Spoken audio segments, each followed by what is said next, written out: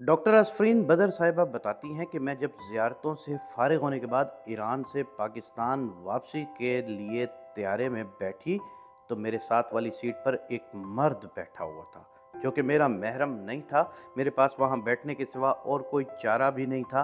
मैंने air hostess से दरख्वास्त की मगर सारी फ़्लाइट फुल थी। इस दौरान मेरी परेशानी को भांपते हुए सामने वाली सीट से खातून उठकर मेरे पास आई और उन्होंने मेरे बाजू में बैठे हुए मर्द को मुखातिब करके कहा कि आप वहाँ मेरी सीट पर चले जाएं।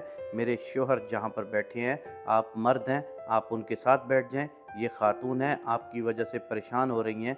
इन साहब ने पसोपेश से काम लिया तो उस खातून ने अपने शोहर को अपने साथ से उठाकर मेरी सीट पर बिठाया और मुझे अपने पास बुला लिया। मेरी इज़्ज़त और तकरीम करते हुए उन्होंने मुझे खिड़की के साथ जगह दी जहाँ से मैं बाहर के नज़ारों को देख सकती थी और फिर कुछ खाने पीने का सामान भी दिया। मैंने उस खातून का शुक्रिया अदा किया और उसको बताया कि मैं वाक़ई बहुत परेशान थी। खैर फिर हम दोनों में गपशप होने लगी। उन्होंने मुझे अपना नाम सैयदा हिजाब नकवी बताया।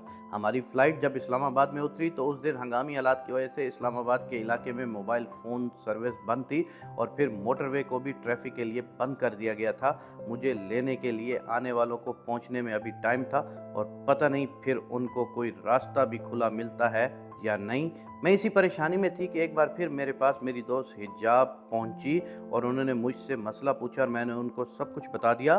तो उन्होंने कहा इसमें परेशानी वाली कोई बात नहीं, आपने कहाँ जाना है? मैंने उनको बताया कि मैंने कोट मोमिन जाना है। मेरी बात सुनकर उन्होंने कहा कि वो पिंडी भट्टियाँ जा रही हैं, अगर आप चाहें तो हमारे साथ गाड़ी में बैठ जाएं।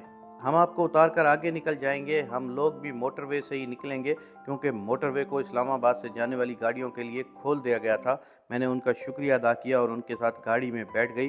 गाड़ी में बैठने के बाद वो अपने ज़िक्र व अस्कार में मशगूल हो गए तो मैं भी अल्लाह तबारक व तआला का ज़िक्र करने लगी। मेरा सर्विस एरिया पर उन्होंने थोड़ा देर क़याम किया, खाया पिया, मुझे भी खाना खिलाया और फिर कोट मोमिन इंटरचेंज से बाहर आकर मुझसे मेरे गांव और घर का रास्ता मालूम किया। मैं अभी उनको रास्ता समझा ही रही थी कि इसी दौरान एक भिखारी हमारी गाड़ी के पास आ गया। उस शख्स ने आकर हमसे रकम का मुतालबा किया।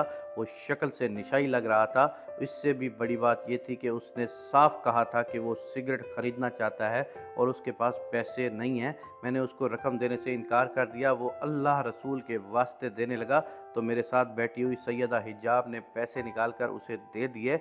हैरत अंगेज़ तौर पर मेरे सिवा गाड़ी में बैठे हुए किसी भी शख्स ने उसको मना ना किया। गाड़ी में बाकी सारे उन्हीं के रिश्तेदार बैठे हुए थे। खैर उन्होंने रकम उस फ़कीर को दे दी और मेरे बताए हुए रास्ते पर चल पड़े। तो रास्ते में मैंने अपनी दोस्त से पूछा कि तुमने ये रकम फ़कीर को क्यों दी है जबकि वो हकदार नहीं था? मेरी बात सुनकर सैयदा हिजाब ने जवाब दिया कि मैंने ये बात नहीं देखी कि वो हकदार है या नहीं, मैंने ये देखा है कि वो नबी करीम सल्लल्लाहु अलैहि वसल्लम के नाम पर मांग रहा है और जिससे मांग रहा है वो आले रसूल सल्लल्लाहु अलैहि वसल्लम है। अगर हम आज नबी करीम सल्लल्लाहु अलैहि वसल्लम के नाम पर सवाली बन के आए हुए शख्स को खाली हाथ लौटा देंगे तो फिर उसे कौन देगा? इससे भी बड़ा सवाल ये था कि उसे कोई देगा या नहीं देगा। मगर जब रोज़े महशर हम लोग नबी करीम सल्लल्लाहु अलैहि वसल्लम के रूबरू पेश होंगे और वो कहेंगे कि मेरा उम्मती मेरी आल के दरवाज़े पर आया और खाली हाथ लौट गया, तो ऐसा क्यों? तो इस सवाल का जवाब हम में से कोई नहीं दे सकेगा। इसलिए मैंने आज तक किसी साइल को खाली हाथ नहीं भेजा, ख़ासकर किसी उम्मती को कभी खाली हाथ नहीं भेजा। अगर मेरे पास पैसा नहीं होता तो मैं कहीं इधर उधर से पकड़ कर उसकी ज़रूरत को पूरा कर देती हूँ। मुझे नहीं पता ये हकदार था या नहीं था, ये उन पैसों से क्या ख़रीदेगा या नहीं ख़रीदेगा, मगर मुझे ये पता था कि इसने अल्लाह के महबूब और आखिरी नबी हज़रत मोहम्मद मुस्तफ़ा सल्लल्लाहु अलैहि वसल्लम के नाम पर उनकी आल और उनकी उम्मत के सामने हाथ फैलाया है। अगर वो यहाँ से भी खाली हाथ चला गया तो ये उससे ज़्यादा हमारे लिए शर्मिंदगी की वजह थी और शायद ये बात अल्लाह तबारक व तआला और नबी करीम सल्लल्लाहु अलैहि वसल्लम को भी पसंद ना आती। दिलों के हाल अल्लाह तबारक व तआला खूब जानता है। मेरे देने का हरगिज़ मकसद ये नहीं था कि वो शख्स इन पैसों से कोई गलत चीज़ ख़रीदे।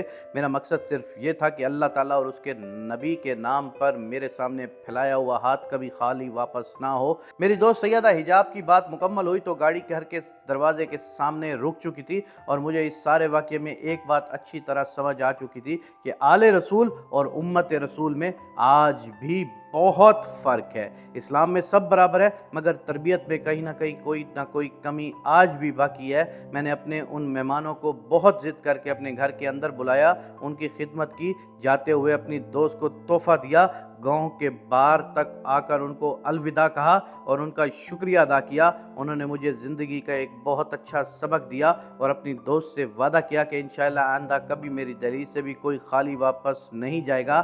اللہ تبارک و تعالی ہم سب کو ہدایت دے اور ہم سب کو دینے والا بنایا ہے۔ اللہ ہم سب کو ہر قسم کے غم اور دکھ سے محفوظ رکھے، آمین